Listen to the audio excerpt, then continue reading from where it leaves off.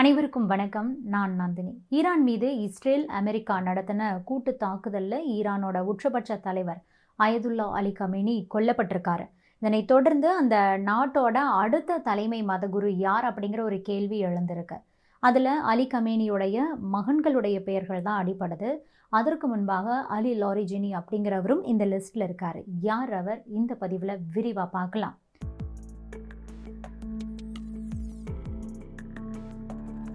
Ayatollah Ali கமேனியுடைய மகன் தான் அடுத்த சுப்ரீம் லீடராக தேர்ந்தெடுக்கப்படலாம்னு செய்திகள் வந்திருக்கு. ஈரானோட முதல் தலைமை மதகுருவான அயதுல்லா ரூஹல்லா கோமேனி அவருடைய பேரன் ஹசன் கோமேனியும் கூட தேர்ந்தெடுக்கப்படலாம் அப்படின்னு கூட சொல்கிறாங்க. ஸோ யார் வராங்க அப்படிங்கிறது இன்னும் தெளிவாக தெரியல.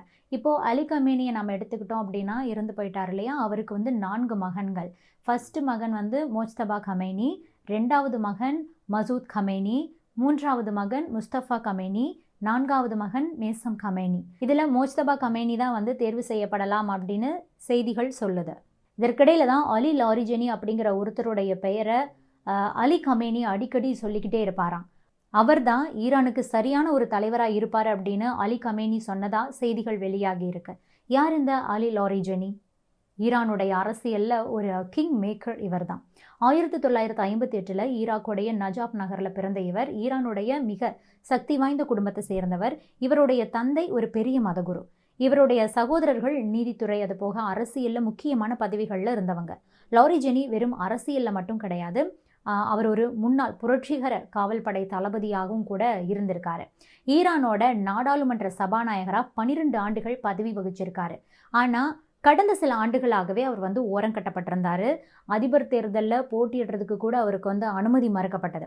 ஆனால் இப்போது நிலைமை அங்கு தலைகீழாக மாறி இருக்கு. Ali Khamenei உயிரிழந்திருக்காரு. அதற்கடுத்ததாக அவருடைய மகன்கள் இப்போ உயர்மட்ட தலைவராக வர்றதுக்கான வாய்ப்புகள் அதிகமாக இருக்கு. இருந்தாலும் கூட அலி கமேனிக்கு ரொம்ப நெருக்கமான ஒருத்தருக்கு தான் ஈரான் போக வேண்டும் அப்படின்னு அலி கமேனி நிறைய நேரங்களில் சொல்லியிருக்காராம். அலி கமேனி உயிரோடு இருக்கும்போதே அவருடைய பெயரை பரிந்துரைச்சதா சொல்லப்படுது. அவர் எதனால் தேர்ந்தெடுத்தார்? அந்த அலி லாரிஜினியை நீங்கள் நெக்ஸ்ட் ஈரானை பார்த்துக்கலாம் அப்படின்னு சொல்கிற அளவுக்கு போகிறதுக்கு என்ன காரணங்கள் அப்படின்னு பார்த்தோன்னா, நியூயார்க் டைம்ஸ் அவங்க வெளியிட்டிருக்கிற செய்தியில் என்ன சொல்லியிருக்காங்கன்னா 3 முக்கிய காரணங்களை சொல்கிறாங்க. முதல் காரணம் அவருடைய நிர்வாகத்திறன். ஈரானில் நடக்கக்கூடிய மக்கள் போராட்டங்களை இரும்பு கரம் கொண்டு ஒடுக்கிறதுல இவர் கை தேர்ந்தவராமா.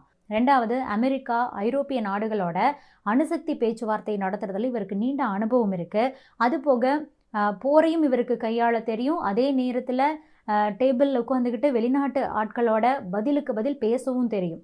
3வது, கமேனிக்கு இவரை பற்றி நல்லாவே தெரிஞ்சிருக்கு. ஒரு நெருக்கடி நிலை வரும்போது இராணுவத்தையும் மதகுருக்களையும் அரசியல்வாதிகளையும் ஒன்றாக இணைக்கக்கூடிய ஒரு ஆளுமை லாரிஜினிக்கு மட்டும்தான் இருக்குது. அப்படிங்கிற இந்த மாதிரியான காரணங்களால தான் எனக்கு அப்புறம் நீங்கள் ஈரானை நல்லா பார்த்துக்கணும் அப்படின்னு சொல்லிட்டு லாரிஜினியை தேர்ந்தெடுத்திருந்திருக்காராம்.